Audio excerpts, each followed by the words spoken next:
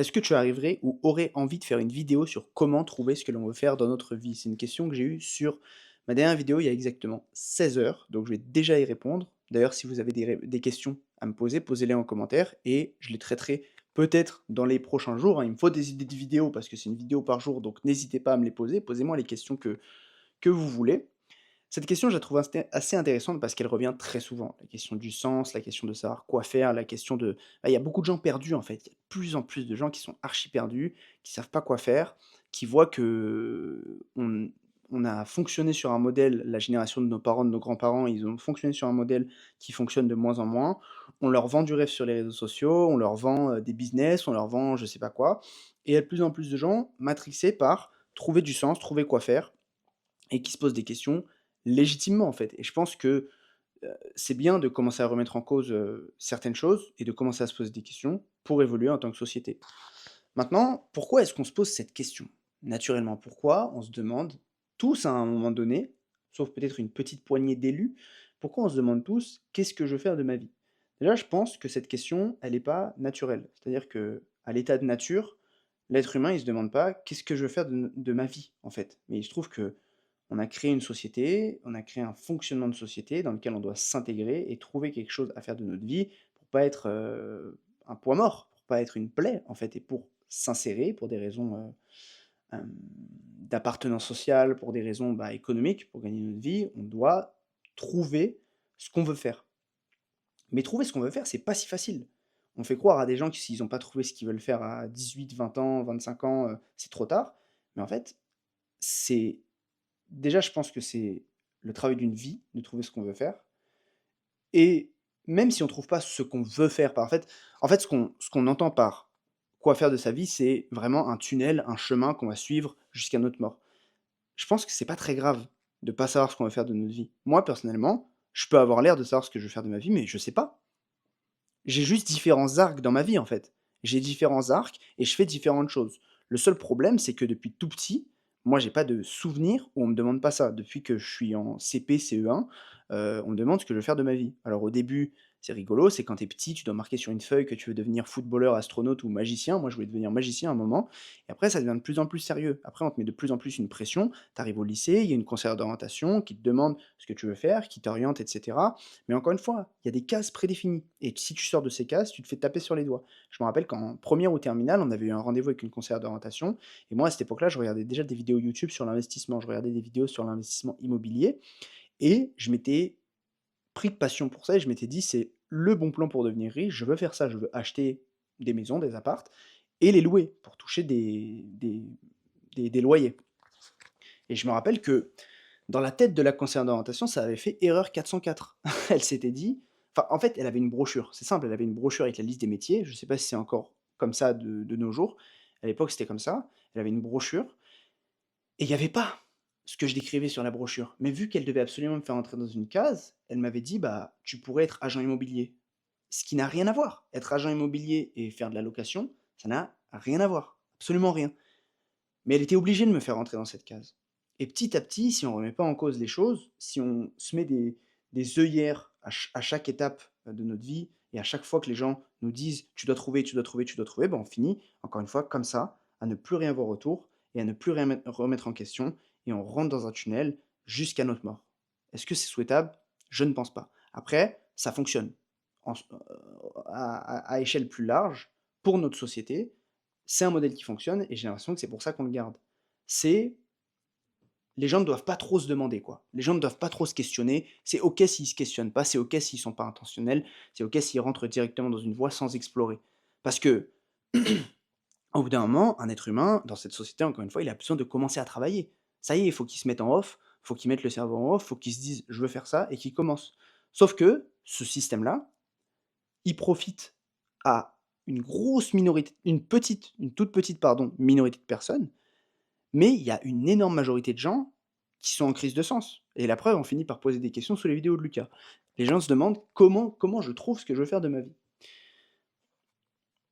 Le truc, c'est que, encore une fois, cette petite minorité de gens trouvent ce qu'ils veulent faire. Par exemple, si tu es passionné, par la justice et que tu veux devenir juge, En fait, c'est royal dans notre société. Il y a des études pour faire ça, il y a un diplôme particulier, il y a une école, l'École nationale de la magistrature pour, devenir juge et il y a un cursus et tu deviendras juge et tu auras l'étiquette juge.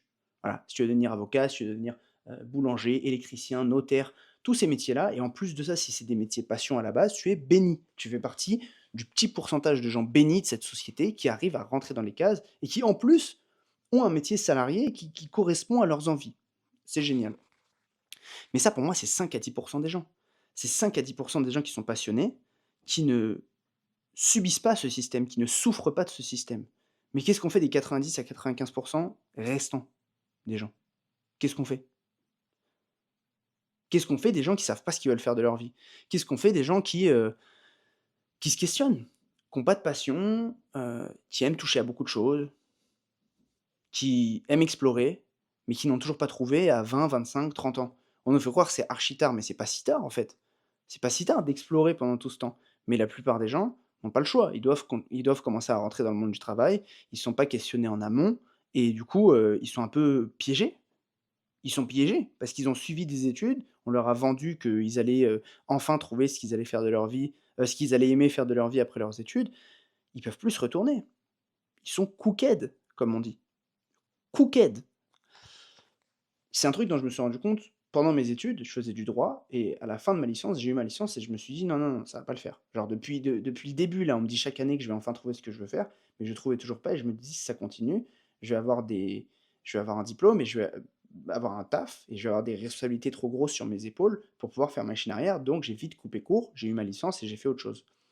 Hem, donc je pense que ce truc de, faut que tu trouves ce que tu veux faire de ta vie, c'est des conneries. Pour la plupart des gens, c'est des conneries et c'est seulement l'action qui va créer du sens à ce que tu vas faire. L'action précède toujours le sens pour moi. Pour plein de gens, l'action précède le sens. On est d'accord que, enfin, faisons une expérience de pensée. Si une personne elle naît demain, et on la met dans une pièce, avec rien autour d'elle, pendant 20 ans de sa vie. Faisons l'expérience, partons du principe que cette personne va pas devenir folle, elle va pas tomber dans la démence. On la met dans cette pièce-là, sans environnement extérieur, sans stimulation, sans rien. Elle est là et elle grandit. À 20 ans, on est d'accord qu'elle aura toujours pas trouvé ce qu'elle veut faire de sa vie, parce qu'elle aura pas expérimenté. Elle aura pas expérimenté parce que l'amour de faire quelque chose, la passion, appelons ça comme on veut, c'est une rencontre entre ce dans quoi tu es bon et ce que tu aimes. C'est une rencontre parfaite. En fait, si on trace, 2 cercles, je sais plus comment ça s'appelle, un diagramme de Venn, je crois. Si on trace 2 cercles et ces 2 cercles se croisent à un endroit, heu, un cercle, ce dans quoi tu es bon, un cercle, ce que tu aimes, le croisement, c'est ce que tu dois faire. Mais il y a plein de gens qui prennent du temps à trouver ça. Il y a plein de gens qui prennent du temps à trouver ce dans quoi ils sont bons et ce qu'ils aiment faire. Par exemple, si tu adores le basket, mais que tu fais 1,60 m, bah, désolé, mais c'est chaud.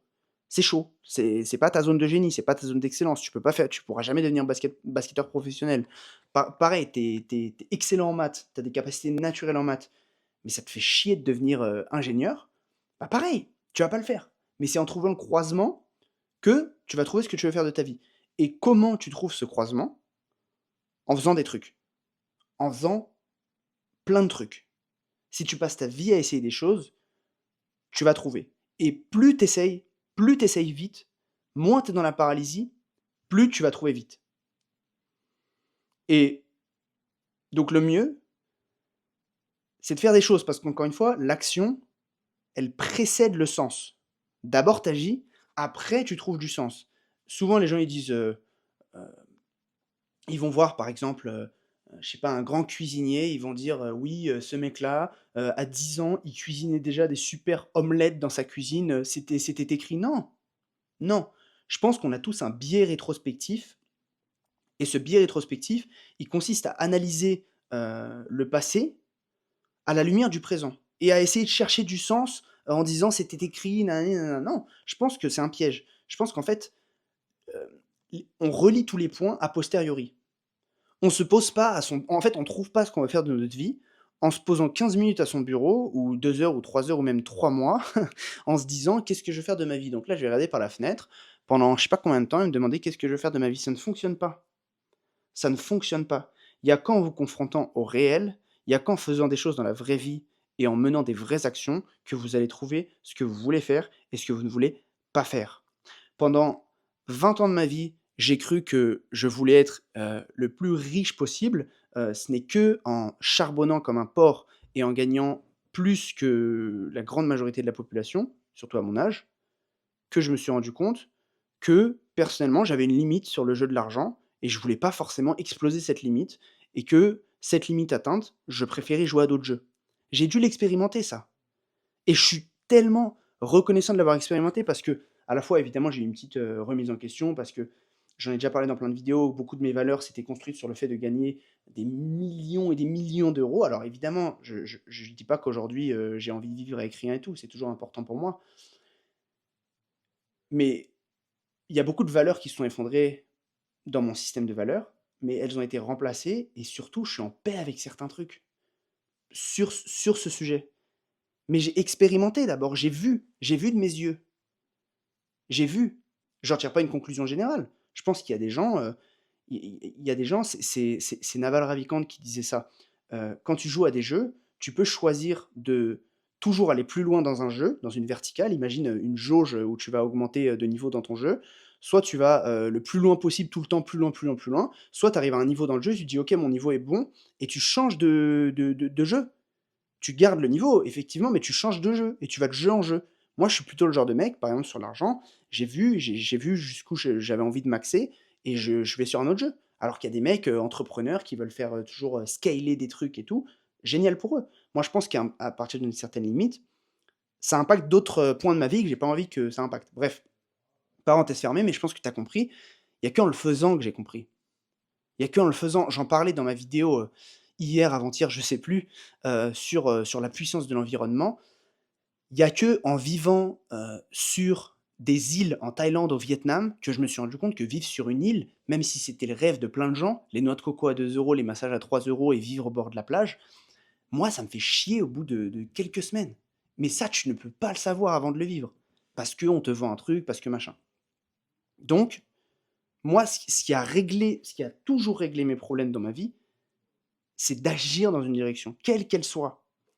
C'est ce que je suis en train de faire d'ailleurs avec ces vidéos sur ces prochains mois. J'agis dans une direction et il y a un truc qui va se passer. Parce que je sais plus où j'avais, lu ou entendu ça. Désolé sur ces vidéos, tu auras pas toujours des sources ultra précises, citées dans la description, mais j'avais j'avais lu que l'état de stagnation n'existe pas. On est soit sur une spirale ascendante, soit sur une spirale descendante. On n'est jamais, parfaitement stagnant. C'est pour ça que rien faire, c'est une erreur. Rien faire, très souvent, ça veut dire commencer à tomber dans une spirale descendante. Et si tu fais quelque chose, si tu te lances dans un projet et qu'il se trouve que c'est une erreur, il se trouve que ça aboutit pas, il se trouve que tu perds un peu d'argent, il se trouve que tu as perdu du temps, et alors? Au moins tu vois, tu t'es dit: «OK, ce chemin n'est pas le bon» et c'est pas grave. Genre, dis-toi qu'au début, tu es à la croisée de plein de chemins. Si tu es encore à te demander ce que tu veux faire dans la vie, c'est cool, parce que tu t'es pas forcément enfermé dans un chemin. Tu es pas rentré dans un chemin qui t'a gommé d'autres options. Tu es à la croisée de plein de chemins. Va dans des chemins, rentre dans le chemin, vois ce que ça donne. OK, tu pas le chemin, OK, on sait que ce chemin, on l'élimine. Celui-là, OK, peut-être, mais pour plus tard. Celui-là, tu vois? Agis, agis. Le sens suit l'action. L'action précède le sens, encore une fois. Garde cette phrase en tête. Je te jure, c'est important. C'est vraiment ultra important. Le conseil que je pourrais te donner, si aujourd'hui tu te demandes, «Qu'est-ce que je veux faire de ma vie?» c'est de te créer des situations où tu as des options et ça, j'en ai souvent parlé. L'option te permet d'être plus intentionnel. Plus tu as d'options, plus tu peux choisir et plus tu peux choisir, plus tu vas créer une vie sur mesure et plus tu vas créer une vie sur mesure, plus tu vas être heureux. L'optionnalité, si ça se dit, crée le bonheur. L'intentionnalité crée le bonheur. Donc mets-toi dans des situations qui te créent des options. Évite les situations qui t'enferment dans des cases, qui t'enferment dans des situations trop, où tu peux plus faire machine arrière, tu vois? Je te donne, par exemple, le choix que j'ai fait moi en fin de licence de droit. Imagine, je vais jusqu'au master. Master 2, encore une fois, je me mets des œillères. Master 2, je vais dans un truc de droit des affaires, je gagne bien ma vie, ça me permet de faire un crédit à la consommation, un crédit immobilier, pardon. J'achète un appart ou une maison, je me mets avec une fille, vu que je gagne bien ma vie, j'ai un peu fini le jeu, je me dis direct: «Vas-y, bah, je vais faire des enfants». Je fais des enfants, j'ai des enfants à nourrir, j'ai une maison à payer, j'ai un foyer à tenir de manière générale, heu et merde, en fait, c'est nul. Genre cette vie est nulle, j'aime pas ce que je fais. J'aime pas mon taf. C'est beaucoup plus dur, maintenant que je suis enfermé dans ce chemin-là, c'est beaucoup plus dur de dire: «Eh les gars, les enfants, je vais tenter des trucs sur internet là. Je vais tenter de faire des vidéos, cool». Non, non, non. Mon gars, tu as des factures à payer, tu as des enfants à nourrir, non, non, va bosser. Tu vois ce que je veux dire? Donc je suis content de j'ai pris un scénario volontairement, extrême pour vous faire comprendre qu'il y a des situations enfermantes et d'autres qui t'ouvrent, des options. Évidemment, c'est pas que le cliché, «Oui, j'aurais pu aussi me réorienter après le master», machin, tout ça. Je prends juste une situation volontairement extrême pour que tu comprennes là où je veux en venir. C'est qu'il y a des choses qui t'enferment et il y a des choses qui te créent des options. Demande-toi à chaque fois, vois la vie comme un ensemble de décisions et chaque décision crée des nœuds. Enfin, chaque décision est un nœud plutôt, pardon, et de chaque nœud, tu peux voir une sorte d'arborescence qui se crée. Il y a certaines décisions qui vont créer 3 branches, d'autres qui vont en créer une, d'autres qui vont en créer 5.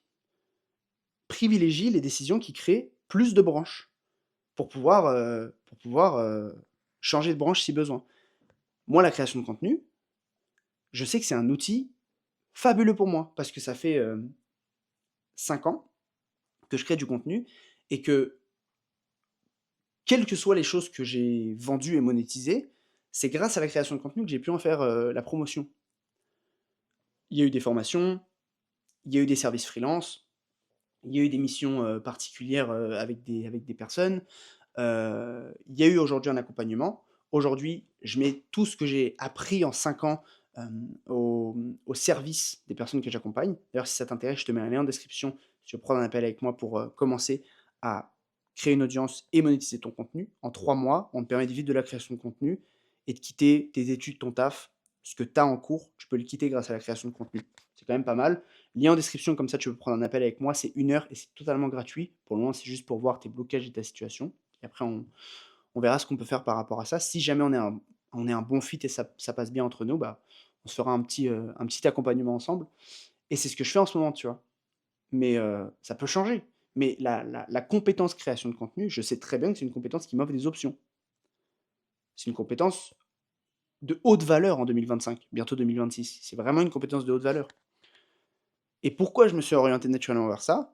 Évidemment, il y a d'autres traits de ma personnalité qui m'ont poussé à m'orienter vers ça. Par exemple, je suis quelqu'un d'assez créatif, qui aime bien développer des idées et cetera. Mais aussi parce que la création de contenu, c'est, une compétence avec des hautes options, enfin, un haut niveau d'options. Il y a plein d'options. Donc le mieux, c'est ça. Si tu sais pas aujourd'hui, ce que tu veux faire, premièrement, c'est pas grave. Genre, comme je t'ai dit, cette pensée-là, elle te vient d'un système qui veut que tu penses ça, parce que tu as besoin de t'intégrer et de t'insérer. Et depuis petit, on te demande ce que tu veux faire parce qu'on veut que tu t'intègres et que tu t'insères le plus vite possible dans un modèle salarial, avec des cases. Donc c'est pas grave si tu sais pas encore quoi faire. Tu es juste le fruit de la société dans laquelle tu as grandi. Et ça peut changer en agissant.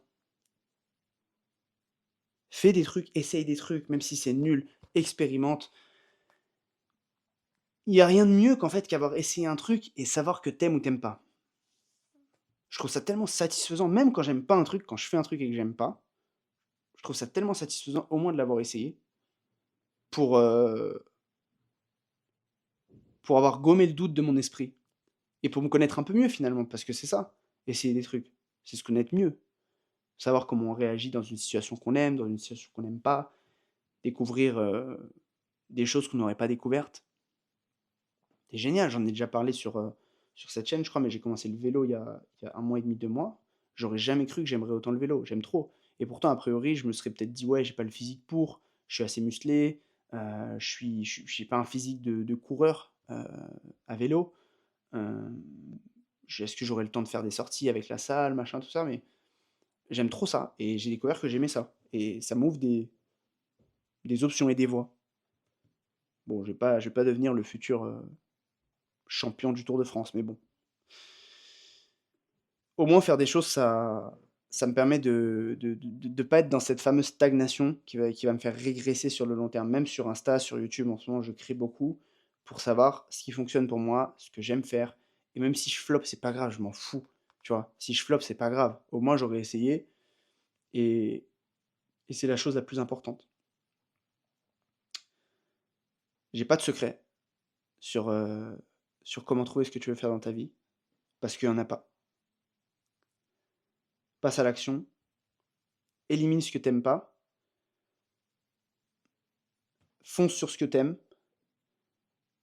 et crée-toi des options. Premier lien en description pour se créer des options avec moi dès aujourd'hui. On prend un appel ensemble. Je pense qu'on est bon pour aujourd'hui. J'espère avoir répondu à la question. N'hésite pas si tu as des questions en commentaire. Pose-les-moi, pose-moi des questions même pour préciser mon propos. Pas de script sur ces vidéos, pas de notes, pas de trucs super poussés, mais seulement mon expérience après toutes ces années à avoir réfléchi à ces questions-là. Je te souhaite bonne journée ou bonne soirée selon laquelle tu écoutes ça. Je te dis à demain. Ciao.